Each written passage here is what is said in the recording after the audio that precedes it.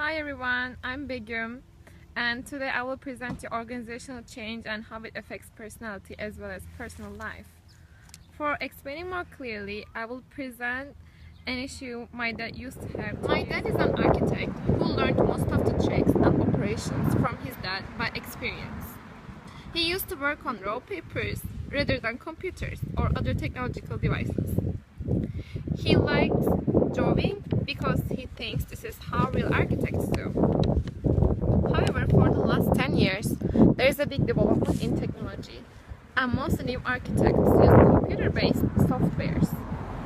By doing this, they facilitate processing of the work, and they can work more comfortably. However, my dad never accepted this change in the technology and failed to adopt new trends in architecture. Because he is working still with old-fashioned way, he cannot connect his customers easily.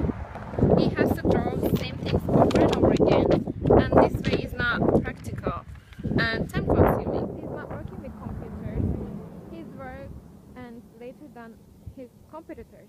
This is how he works, and this is his competitors' work. So they finish earlier than my dad. Lastly, he lost one consumer because of time issues due to his paperwork rather than computer.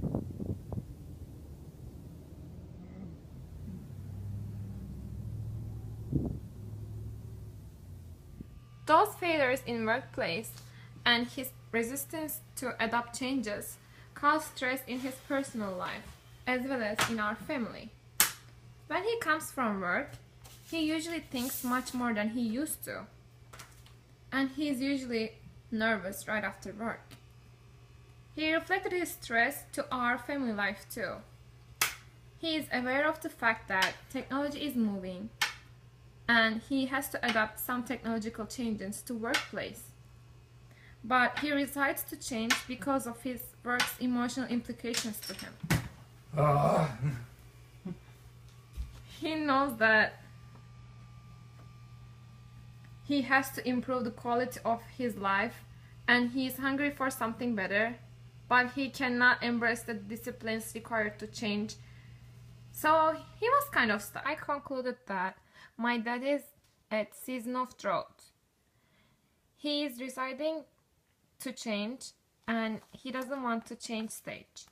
He is aware of a need to improve the quality of his life and he wants something better. He has feeling that South is a very lonely place. And even though he knows that he has to change some technological things, he never made a true commitment to embrace the disciplines required to change. He's stuck in this stage and he's expressing some resistance to improve his personal life. He's always nervous, he's always angry, he's not producing at all. He's passing through in a failure stage. Before.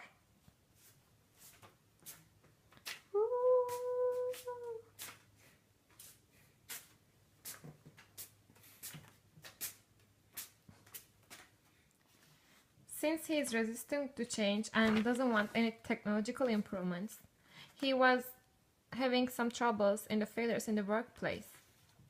There was loss of number of customers. Customers are not satisfied with quality of work. He considered as old-fashioned for market.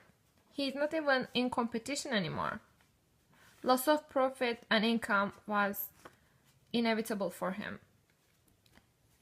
Also, his employees get affected from this issue too. There was increased turnover and absenteeism in the workplace. Employers were totally dissatisfied and unmotivated.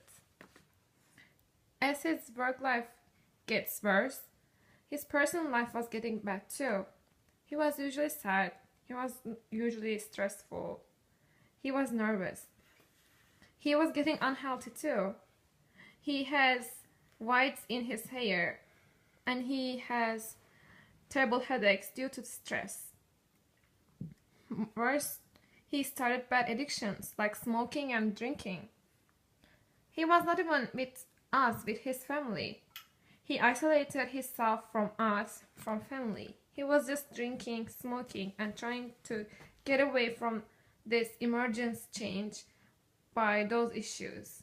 However, he never able to see that he started to apply change issues to his personal and organizational life. I prepared some recommendations for my father. Since he is in season of drought, first of all, he could separate advantages and disadvantages of his stage. He should have compared advantages and disadvantages of his current situation.